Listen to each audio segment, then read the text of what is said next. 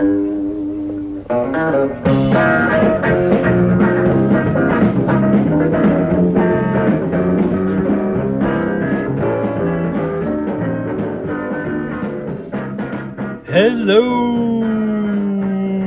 and welcome to the latest episode of the Bad Times Good Stories podcast. I am Joe Flanders and I am sitting in my car in a CVS parking lot recording this intro because I run a professional show and I totally didn't forget to record the intro and outro when we filmed the episode. Today's guest is Laura Hughes, who is a hilarious comedian from Australia. So we got some down under flair, and I've known her for a couple years. We haven't seen each other in a while.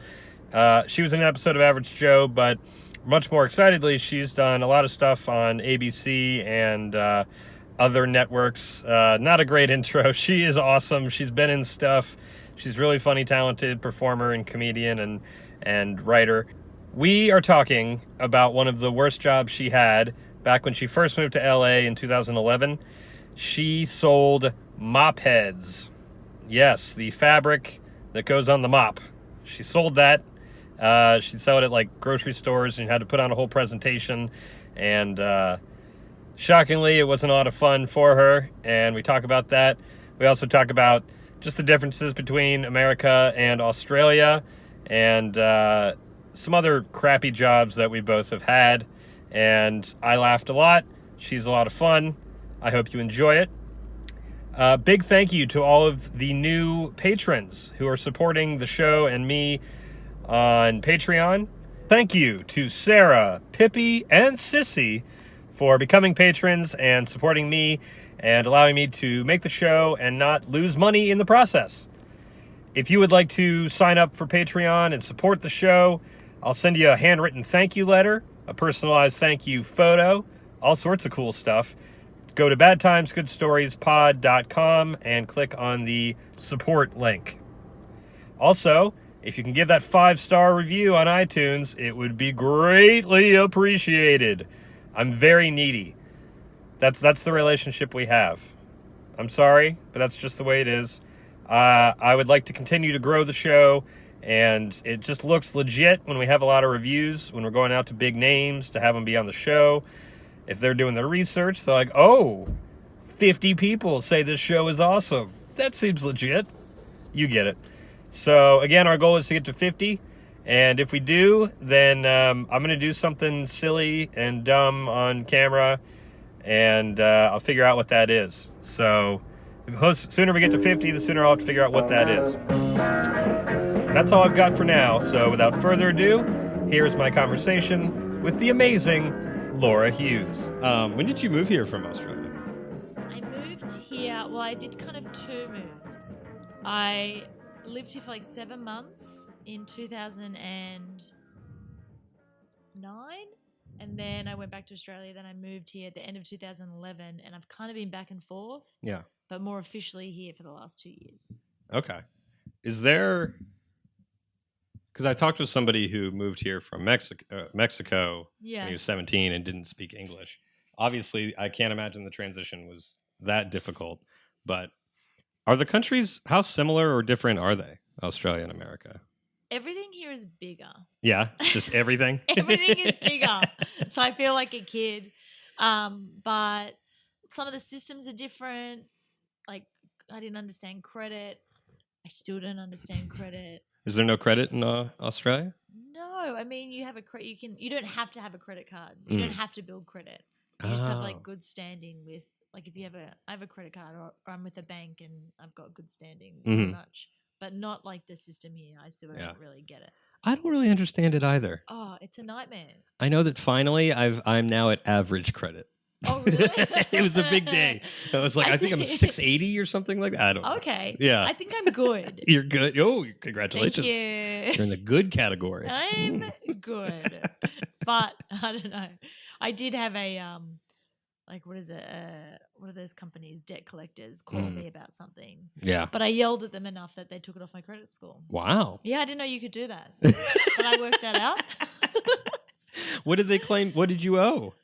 It was for gas, and I'd moved out of a place, and the gas company had sent me a bill like 2 months later. And I was like, "What's this bill for?" And I emailed them, and they never responded. And then a year and a half later, debt collectors called me and were like, "You never paid this bill." And I was like, "I emailed them, and they never responded." And then I just kept yelling. I was like, "What is this system?" And they're like, "If you pay it right now, we'll just take it off." And I was like, "I don't want this on my credit." And apparently that works. There's a life hack. The last call, I should have done that. I remember I was on a road trip and I had been dodging calls like that for weeks. Yeah. And then finally I was like driving through the Rockies and I was at some beautiful scenic overlook. Yeah. And I'd never driven through the Rockies before. And I was like, this is amazing. It's so tranquil. And then I got that call and I was like, motherfucker. So I just decided that this was the time to take care of it. And I owed $42. Yeah, I owed $70. And I actually just paid it because I was like, sweet cheats, fine. If this is going to end these, I wish I had your gumption. But the only other time I had to deal with those was years ago. I remember I was in Winston-Salem, North Carolina, when I went to college. And it was the summer before I moved out here.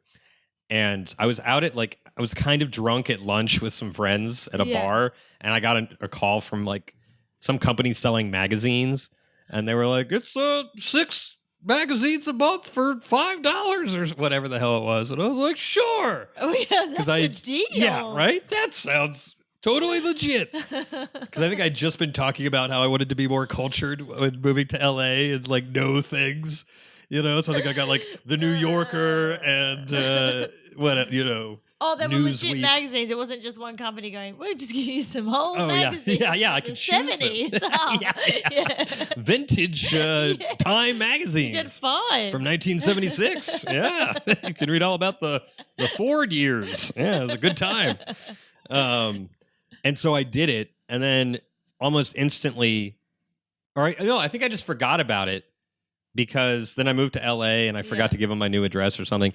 Anyway, I started getting calls like a year later saying that I owed $1,000 from this magazine thing. And obviously I was dodging those calls.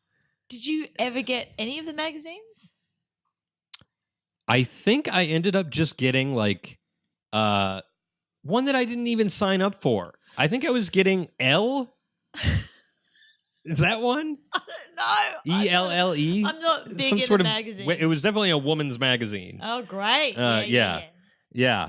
And so, I, at that point, between like summer jobs and saving up money and like, the little boost from college graduation, I actually had the money. So I fucking paid them like $1,000. Oh my God. For nothing. For one magazine. This was my first interaction with... I hope you framed it. I should have, right? I think I burned it that night. I went the other direction. But because they stuck a debt collector on me. And, in hindsight, I'm just like, fuck, I should have just... But, they were like, it's beyond payment, or it's beyond the date for payment, so we're going to have to report this to the authorities or whatever. I was like, I'll just pay it today. And then they were like, hold on, let me get my manager to...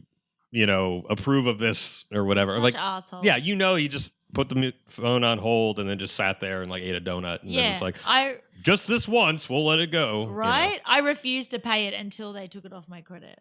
I was like, we were at a standstill. Standoff. Yeah, we're like, I'm like, I'll pay it. Take it off. And they're like, yeah, we'll take it off you. And I'm like, will you? Take it off first and then I'll pay it. Anyway, it's off now. Well, good. I'm glad. Yeah, so that's what I've learned about America. Yeah. I also did exchange here in 2005 in Missoula, Montana, as a part of my university degree. I'm very educated.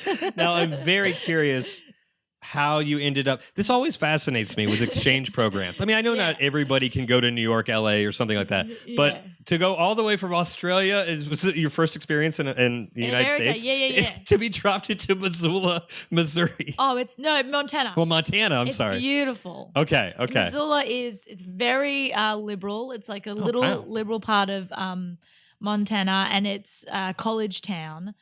And it's like a postcard. The mountains were so big, I had to like touch them the first day to make sure that they were real. But I did it because I went to university in Australia in a town called Wagga Wagga, Wagga Wagga? Yeah, yep. Out in the country. Okay. It's an That indigenous sounds word. amazing. Means the land of many crows. Okay.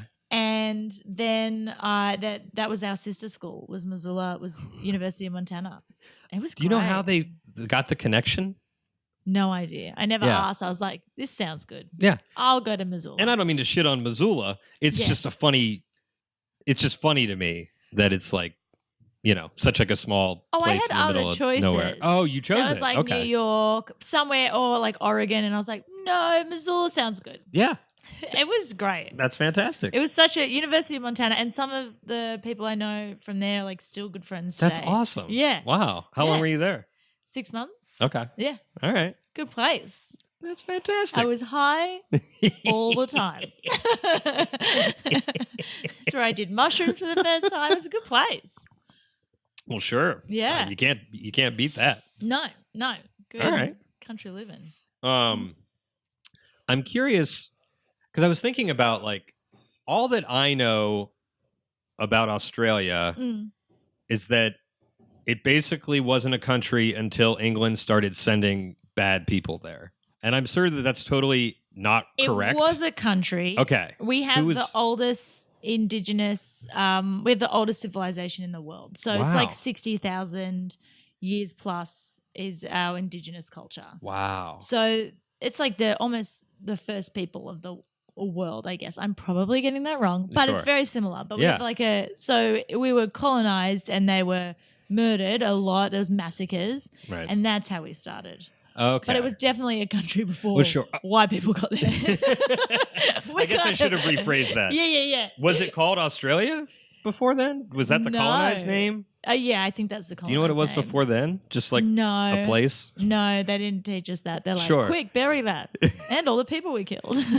Yeah, so I guess in a lot of ways, like the how we became the U.S. became a country in Australia are actually fairly similar. Very similar, except because of the difference with the accents. I learned this as I was learning the U.S. accent, or just the generalized American.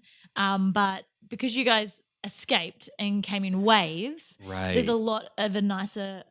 Your accent is nicer in terms of like it makes more sense. There's rules to it and a pattern. Right. Australia is like we got all the criminals from Ireland, Scotland, Wales, England, and just threw them all on this giant jail. Yeah.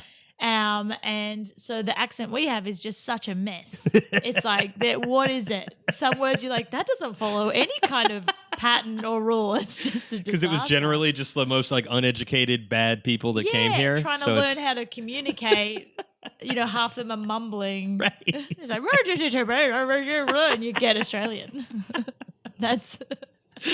Yeah. Do the textbooks sort of frame it in like a fluffy way, or does everyone just own the fact that you're basically all there because somebody that far down the line was a criminal? Oh, we own it. Yeah? We own it. It was, That's cool. You have to embrace your history, right? Yeah, exactly. Yeah. I think you should. We're wherever you're from. Right. Yeah. Well, no, someone called me a criminal when I first came to the States. And I was like, hold on a second. And I called my mom and she's like, oh, no, we're from England. But your dad's Irish, so yeah, definitely half. Just half criminal. That's funny. Yeah, I feel like that there is sort of that chip on your shoulder.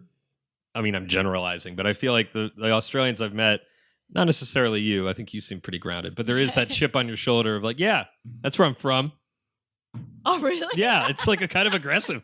And I'm just like, do you get so defensive about something that happened before you were alive? Right. Yeah, you did. I was like, okay, all right. That's what I was just asking. Yeah, it did. And I chose it. Did you? Just chill out. Okay, well, so the experience that you're sharing today happened while you had already moved to America? Or was this still in Australia? Yeah. I had moved here. Okay. But I had been back and forth. Mm-hmm. And then this was I've been back and forth doing pretty shitty jobs. Mm-hmm. But then this was the worst, I think, job I've ever had. Okay. Do you mind if I use my little pen? No. A second. Okay. Cool. No. It's just nicotine. Oh, okay. Yeah, no worries. I'd offer if it was more. Okay, cool. Okay, so you had been bouncing back and forth. Did you come here? I know you're married now. Had you met your husband yet? Or did you come here single? When I had this job, I came here, we had got engaged just before I came here. But I think it was partly because I was just like, hey, I'm moving to America. I'd love this to keep going. Yeah. But if you don't have plans to move there, then this is probably just going to end here. Right. And he was like, yeah, let's get married. I was like, sorry, what? And so we had just got married. We got married. This is in 2013, and we'd got married that year. Okay. Early that year. Yeah. Okay. All right. Yeah. Cool. So paint the picture. Okay, so I came back, and I wanted to get a job that I hadn't done before because I knew I had to get a shitty job, right? To subsidize creativity. And sorry. And just to clarify, you came here. Did you want to be like was it comedian or actress or writer or kind of all the above? Actor. And it's moved more specifically into comedy and writing. Okay. Yeah. Okay, but that's why you came out here. Yeah, so I was like, I'm an actor. I can do everything, but I think I'm pretty sure it's mostly comedy. Right. I try serious, but it's mostly comedy. Okay. And I was like, I had read the guy who wrote My Name is Earl. During the writer's strike, he was like, I got a job at a fast food chain, and it's good for writers to just get like different jobs. Sure. So I thought I'd do something like that. But the thing is, I guess he had an actual proper job, and so it was just like dabbling, whereas this is what I was earning money off. Right, this was your real life job. Yeah, and I guess I drank the Kool-Aid. Like I saw it was sales, and they were like, you can make, this is really flexible, and I was like, oh, this seems perfect. Yeah. So I was selling the cloth to sell, like that they make the mops with. But I was doing live infomercial demonstrations in Sears and Ralph's. It was mostly Sears and Ralph's. That was pretty much it. Okay. All over LA for this like cloth, and then you sell the mop at the end. Okay. Yeah. So this is like, tell me about this cloth. I'm intrigued. It's a magic cloth. I know I'm probably going to get in trouble if I talk about it too much. I don't know if I'm, but it's like, it's just like a ShamWow kind of thing. And it was pretty good. Like, it's a pretty good material. I'm still like, this is a pretty good cloth. Do you use it still? No. I got rid of all of them. It's a dark time of my life. But I did it, and it was so awful. It was so awful because you're by yourself. And you have to do a show every half hour, and the show goes for like 15 minutes. And mostly there's like 3 people there watching it. Right. And you're just like, I was like selling my little heart out trying to, and I just don't think I like sales. I'm not the right personality. Like, you should buy this. I'm like, oh, just if you want it, fucking take it. I don't care. Right. Like that's. If you've been in the market for a mop, here is an option. Yeah. I'm just like, people are like, do you want to buy it? I'm like, there's something better somewhere else probably. Do you need this? Do we need stuff? So I'm not good at it. But I just have to do these stupid demonstrations. And like, I noticed I was doing it with my accent. I was going to ask if there were like old ladies at Ralph's who are like, what? Yeah, most people were just like, and at the end would come up and go, where are you from? I'm like, oh, this isn't working out. So one day a friend of mine suggested, she was like, just do it in an American accent. Oh. And I mean, I would have to go to the register, get on the microphone and be like, ladies and gentlemen. And you had to, there's a deal in the store right now for the next 2 minutes. We're giving away a free gift. And I would call out to people, and I had this little stupid stage that was set up in the produce section. In the produce section? Yeah. Sure. Produce. And yeah, people would come up, but after, like, I'd sell like 3 mops in 5 hours. Or maybe like 10 mops in 5 hours. The first time I did an American accent, 42 fucking mops. What? People could understand what I was saying. And it really worked. That's what made me sad, is the sales techniques, like, they really work. What are the techniques? I'm curious. Like, did you have a script that you had to memorize? Script. Okay. Yeah, and had to really like techniques of like getting people to come closer and move in, and you had hand gestures, repetitive hand gestures to make sure people knew that you were a clear communicator. So do these simple hand gestures. So I felt like a fucking robot. And once, like, the guy who taught me, he'd been doing it for a while. He was the pro. And I just feel like people who've been working in sales for too long start to become like quite robotic, and like everything's sales. Right. Like everything's like, I have a great weekend ahead of me. It's great. It's going to be exciting. It's like, oh, what are you doing? I'm at home. I'm just All staying weekend. at home. I'm going to watch some television. This is a new idea I've come up with. It's at home. It's like, okay, you are you're a robot. But yeah, so I was, it was awful. And I think once I sold so many mops, I was like, oh, I can do this. But also I just feel really manipulative. Mm-hmm. Sure. Really convincing people they need these fucking mops. And it makes me sad. We're all monkeys. Yeah. Wow. Other techniques like had to tell people that there was no more mops like at the end. Like I was like, don't get angry at me. There's not going to be any on the shelves after I leave. There's like boxes out the back. But people would be like, oh, okay. I have to get them up. And I'd keep looking, and we had a little thing where the mops were, and I had to keep looking in, like just checking how many there were. Like I knew because I counted and set them out before I did this stupid performance. But I had to keep going and go, there's only so many mops left. God, time's running out. Yeah. People would eat that up. Oh, God, I got to get them out. I got to get them up now. It's so good. I had a little bit of carpet that I'd pour soda on and soak up the soda to show how much it would soak up the whole thing. Little dog puns. Did you get the little wireless mic? No, I Probably just had not. to use It sounds like you were pretty close. It was very close. Yeah. That would have been excessive, I imagine. It was. People were trying to buy their produce and you're screaming out. Like, what? I did have one old lady be like, there's lead in there. Don't buy it. It's lead. It's all lead. It's from China. I was like, Jesus. I don't deny that it is from China, but the lead, I can't speak to that. Like, I don't know if there's lead. Probably. I don't know what I'm selling. There's lead in everything, right? Who knows? So how long did you work there?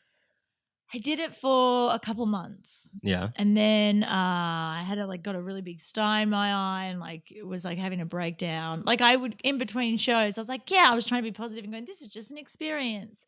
But I'd go out to the car park and just cry. Oh, God. And be like, call my mom and I'm just a mop girl. Who am I? Why am I a mop girl? This is all I've come to do on this planet is sell mops. And it was so sad. Oh, God. So sad. And at the same time, I had also had another job where I was cleaning the Germany's Next Top Model house for just production. The guys, I don't know, they were super racist against Germans. They hated Germans. So they would just pay me $50. And every time I was cleaning, and they're like, no, it's too clean. And so they would try and get me to clean less. And it was 40 minutes I'd be there, and they'd give me $50. So that was a good job. Wait, they were the producers of Germany's Next Top Model, well, and they hated Germans? Yeah, it seemed like it, because they were just kept handing me money. And they're like, yeah, fuck these guys. And I was like, whoa, I'll take the money. How'd you get that gig? Through a friend. Yeah. He's do you want to go clean Germany's Next Top Model mansion? And I was like, sure. Why not? Yeah. Well, I mean, all I'm doing right now is selling mops. So anything's a step up. Oh, man. In college, my freshman roommate and I prided ourselves on finding sad eyes. Oh, on anybody when you can just see, and it's because we also we would look at our photos of ourselves, clear as day. Look at those sad eyes. Sad. Yeah, you just got your arm around somebody, just smiling, but you could tell they're dead eyes. Yeah. And that had to if anybody was actually looking at your eyes, you come in, you're probably all puffy and just been crying for 20 minutes. What is the point? Yeah. Yeah, and I kept getting, every time I was at a place, someone would give me a flower or a present that worked there, which was really nice. Oh. Didn't pick me up. It was still sad. But I got flowers. I got a little plant one time. Were these romantic gestures or just somebody felt bad for you? The staff there were really nice. Maybe they probably saw my sad eyes. Yeah, I feel like they saw my sad eyes. They're like, she needs a flower. Yeah, I wonder if the guy that goes out or the girl that goes out to get the the shopping carts at Ralph's or something. Yeah. If you're there all the time and they just see you in your car, just yeah. Oh dear God. We thought our job was bad. She's just yelling, I'm a mop girl, and screaming, why am I a mop girl? I also don't think I'm the type of person that should work alone all the Yeah. time. I need people around. Yeah. Like I feed off people, so I don't like being by myself too much. Mm-hmm. Well, because then it's a situation where if you're by yourself, then you're alone with your thoughts, and if it's slow, then you're actually thinking about what you're doing. Yes. And then it gets really sad and you start crying Yeah. and call your mother. Yeah. Yeah, because especially in this job where you have to be, hi everybody. Yeah, hey. Like those highs and lows. I talked with another guest who was a TMZ tour guide. And she would also cry in between tours because you got to be like, hey, everything's great, Danny. And I think, if you're just a cashier at Ralph's, you can just be like solid, just like blah. Yeah. And nobody really cares. Yeah. But when you have to go up, then the downs, I think, are even worse, And everything depended on me making sales. Right. Like, so I was getting paid like $10 an hour. Uh-huh. But then if I made sales, like it wasn't even that much more. I think that's when I decided to quit because I'd sold 42 mops or whatever that day and was like, I'm going to make some money. They gave me a T-shirt and I could have screamed. I mean, they gave me like a little bump in pay, but they came around. They're like, great job. Here's a T-shirt. And I was like, oh, God, I got to get out of here. And I hope it was an extra large, too. It was, it didn't fit. Yeah, like the free. No, it was like extra small. And I was like, I'm fat. This doesn't fit. It's so bad. Yeah. And it's one of those things, I'm sure. And this was like pretty soon after you moved here, right? Yeah, I had been here for, not that long. I'd been in Australia for like 10 months because I had done the comedy festival in Australia and I'd gotten married and I had filmed stuff and then I came back and I was like, oh, I just need to get a job. Yeah. Like I've had so many shitty jobs. I've had like every shitty job you could have. Mm-hmm. Just like, yeah, why not? I'll do it. And then after like a month, I'm like, oh, this is bad.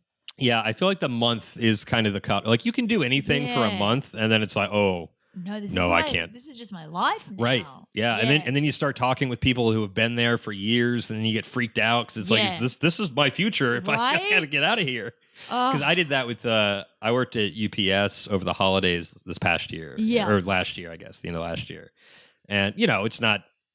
There are much worse jobs. Yeah. But just being like showing up, and I was never driving the truck, thank God. Yeah. But I was sitting. I was just assisting the driver basically. And like, he would, I'd meet him at a UPS store and he'd open up the back and it was filled to the brim, like to the ceiling. And you just like, all right, we're delivering 400 boxes today. We'll probably be doing this for 14 hours. And after taxes, I'm getting like, $12.25 or something, That's like, what I don't get. That like minimum wage here is just like killer. It was just brutal. And every day would just be like, okay, this is my life right now. And I would always temporary. I would always say right now. Yeah. And the driver was a super nice guy, but he'd been there for like 20, 30 years. Yeah. And they're a company that does take care of their people to a degree. It's like tricky because it's not like I think I'm better than him or anything like that. But when you come out here with creative aspirations, it's not what you're meant to do. It's not your skill set. Exactly. Every time I come back and I have to find another shitty job to like subsidize stuff because creativity comes in waves. Yeah. I like look online and try and look for a job and I'm like get depressed because I don't have any skills and I'm like I have skills, no one's paying for them yet. Yeah. And it's like that's what's depressing. But I do think I like the other reason I quit the job was because my boss was like, yeah, you're doing really good. And like one day you can sell knives. And I was like, oh, that's what I'm aspiring to. I'm out of here. Right. But yeah, I think it's good. I think it's good because you appreciate what people are doing. And some people love it. And that's what they were meant to do. And that's fucking great. Like power to them. Were people ever like really rude to you at all? Yeah. Like what would they say? Oh, just like interrupt or like just, that lead lady just kept trying to get people to not pay attention. And she's just like, everyone leave. This is a scam. And I was like, oh, this is already hard. And you're making it unnecessarily harder for me. But yeah, people just, afterwards, after I do the show and I'd like exerted all this energy, people just like shitty to me afterwards. I blocked a lot of it out. Yeah, I'm sure. There's some bits of it that I like really remember, Mm-hmm. like trying to get people to come to the fucking booth because it had a laser light on it. Nice. To get people there. Right. But yeah, the whole thing was shitty. It was all bad. It was not a good time. Yeah, working UPS and now I've done DoorDash off and on, delivering food for people, and doing anything like that. It's definitely I have a problem with. I think it's an entitlement thing. Yeah, it's when I have been promised something. Yeah, or a basic expectation that is not met. This was a couple of years ago, and I may have talked about this in another episode, but my girlfriend and I had only been dating, maybe like 6 months or something, and we went to a Dodger game, and it was one of those free giveaway nights where they give away something that you're going to throw away. Yeah. Whether it's like a tiny little blanket or a Frisbee or something. Yeah, just pollution. Yeah, exactly. Just something made of plastic that is contributing to the CO2 in the air. Amazing. Humans are excellent. This is the pessimistic podcast. Yeah. We're killing ourselves slowly. Great. Yeah. And I think it was actually like a little blanket or something. Yeah. And we went through the turn gate of the gate, and that gate had run out of them. So we didn't get one. So I was like, all right, well, let's just go to the next gate and show them our ticket, and then they can give us one. So I went to the next gate, and the guy was like, no, I have to see you coming through the gate. I was like, well, but our gate doesn't have any, and I just want one. It's like, no, like you already came in. You can't. And then I was like, well, what the hell are you talking about? I was promised a free blanket. And I was an asshole for sure. And my girlfriend was just quiet and just like staring off. And then when we walked away, just planning how she's gonna dump. Yeah, she's like, "What have I done? Why am I with this baby, this man child?" Yeah. And it was like on a dime. As soon as we walked away, I was just like, "Oh, I got to work on this. This is kind of embarrassing. Why did I just do that?" And it's something that I've worked on tremendously since then. But also having a job where I'm interacting with people, and it's like you got to realize that like when you're doing a job like that, you don't give a shit because you're getting paid $12. Right? You're like, dude, yeah. You yelling at me isn't helping this situation. You're not helping anybody. No, I did like waitressing, and I'd have, especially here in LA, everyone's entitled. And I just, because we didn't have a hostess, so I just make up times for when a table's going to be ready. Right. And a girl was so angry. She's like, you said it was going to be half an hour, and I've been here for 40 minutes. And I was like, yeah. I go, you want me to let you know a secret? I'm just fucking making times up. I'm just saying numbers. I don't know. Completely arbitrary. Look around. What do you want me to do? Every table has people on it. Yeah. She's like, I write for a magazine. And I was like, I don't care. Like, my level of care is so low for your fucking deal right now. Like, I'm barely standing. Like, I don't give a shit. I'm like ready to jump. You want to go? You want to try and get me to have a reaction? Oh, like whatever. Because I was like, what do you want me to do? Right. And that's such an empty threat because you write for a magazine. Okay. I don't own this establishment. No, I do not care. I don't care at all. Yeah. She's like, I need a manager. And we didn't have a manager. So I just pointed to another server and I was like, that's the manager. I would have just pointed to some like old man also waiting for a table. He's the manager. Yep, that's Carl. Talk to him. Go talk to him. For a chair. Yeah. Yeah, tell your problems to the chair. But it has like, I don't know, we're all here to learn. Like that's why we're here on the planet. And I don't know, I think it's good. It has definitely taught me because I reckon if I'd just like been successful straight out of school, I went to a private all girls school, I would have been a monster. What a monster. Oh yeah. Like my parents are pretty like they're comfortable. Yeah. And I grew up like not stressing about money and stuff. So I was like, no, these are good lessons for me. Yeah. It's just you got to be humbled. Oh yeah. You know? I imagine myself like just straight out of school, like getting a major movie or something. Oh, yeah. What a nightmare. I have a friend who was assisting a major like movie star, and it was just a nightmare because the star has no sense of reality. Yeah. Like there's because she's been pampered on since she was originally a child star and now she's still very popular. Great. And she's been doted on since she was 7. So it's like on one hand, it's like easy. What a fucking bitch. And on the other hand, it's like she has no reality. Right? That's all she's experienced. Yeah. And I've been on set, like actors get treated like babies. Like we can't walk from here to there alone. Right. And like you just go like this, oh, and suddenly there's a jacket on you. Right. Yeah. And like you're like, think that you're thirsty and someone's fucking giving you water. Like it's insane. Yeah. So if that's all your experience, you just you're just going to be a mess. Yeah. Which I'm kind of glad I'm not. Yeah, me too. So that's the upside. And maybe that's just what I tell myself. Oh, I think that's definitely what we tell ourselves. Yeah. If given the option, we would choose to be awful, vile people. Oh, yeah. Who have lived Because I this wouldn't life. think I was awful. Right, exactly. I'd be like, whatever. And you'd be deserve surrounding yourself this. with people you pay who tell you you're great. Yeah. But as I sit here setting up all of the lights and everything by myself in my kitchen, with the very humble beginnings right now, I'm like, I'm glad I'm doing all this myself. Yeah, it's good. It's great. Yeah, it's good lessons. I'm glad. I'm a good person. Yeah, exactly. Whatever. What were some of the other jobs that you had? You mentioned you've had all sorts of shitty jobs. Oh, I'm trying to think. I was like a gift wrapper. Oh God. That was like my first job. Was that like at a mall during Christmas or something? Yeah. And it was complimentary, but people would yell at me because it was done wrong. And I was like, it's free. You don't even love this person enough to wrap it yourself. Yeah. You piece of shit. But I started letting people just come in and wrap their own stuff. I was like, Here are the supplies. Yeah, what's this about? Mm-hmm. I worked at a call center for a hot minute. That made me super sad. Mm-hmm. Like really, that was like real sad. But that was same as sales. I did a couple of sales things. That like another one here where I was like handing out shit.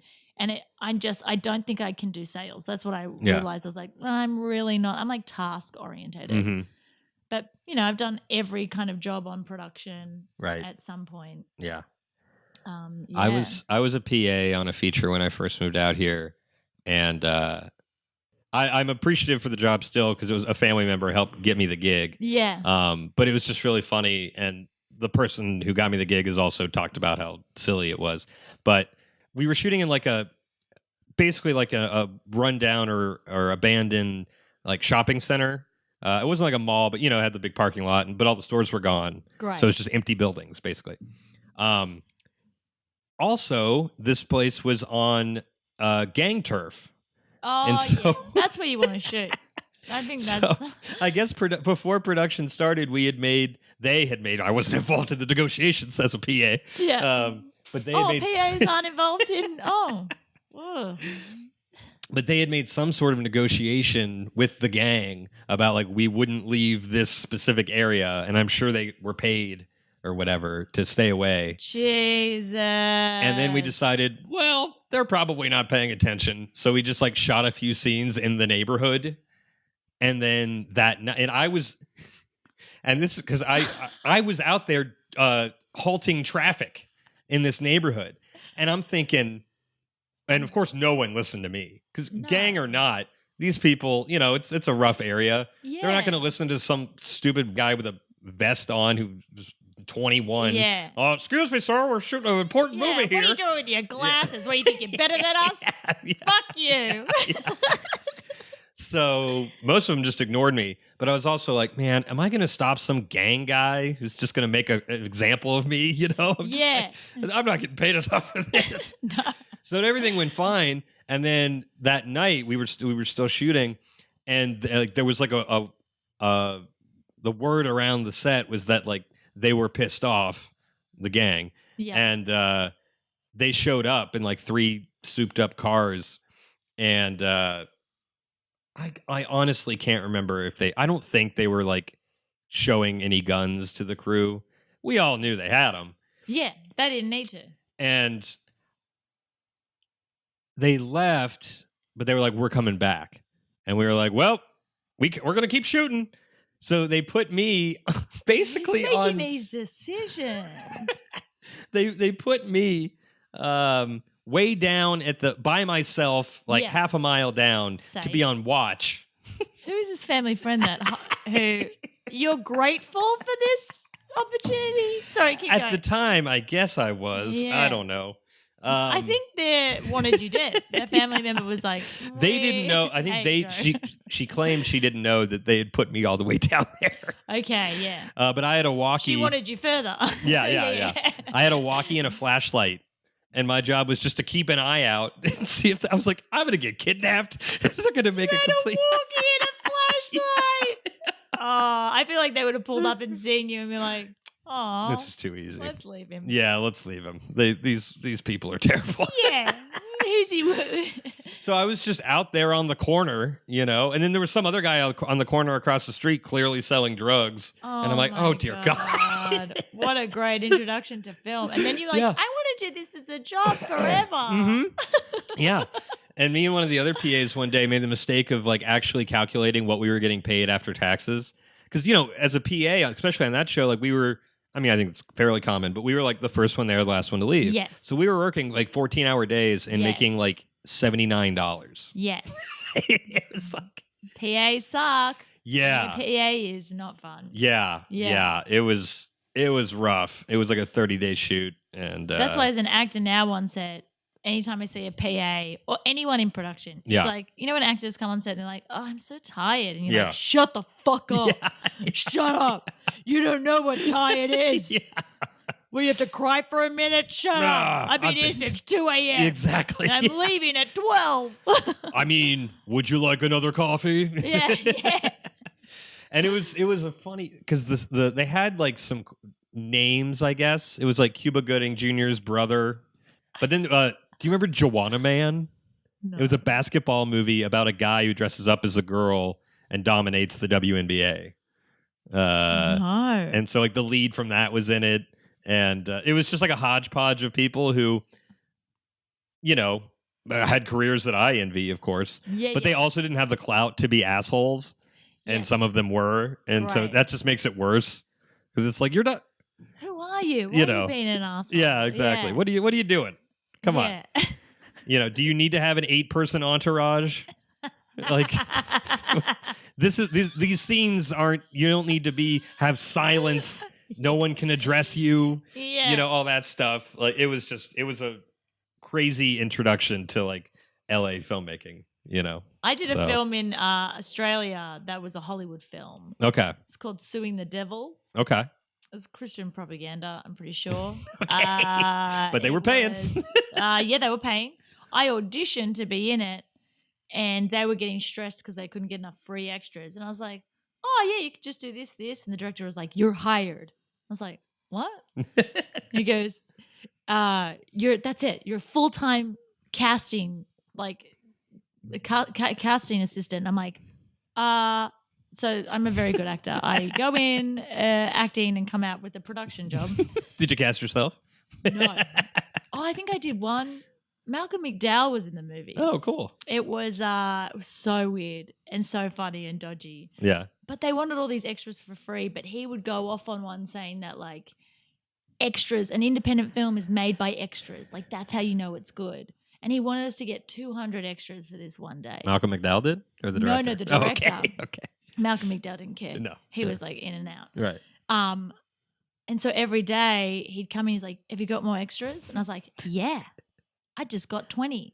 And then he'd leave and the other assistant would be like, we didn't get 20. I was like, what's he going to count them on the day? Yeah. Like, come on.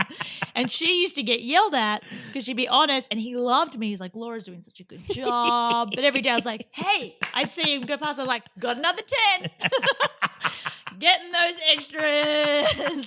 I'm like, people want to work here for free for the chance to meet Malcolm McDowell. So that was a pretty fun, shitty job. Only because, he kept firing people because he thought they were blasphemous. And I went to a Presbyterian ladies' college, which I just mentioned to him. So he was like, she's good. She's good with God. Yeah. She's down with God. And I was like, yeah. But it was all set in a dream. He fired an extra who was working for free. He fired a volunteer. It was just like, those like early films where you're like, is this what filmmaking is? Yeah. This is a disaster.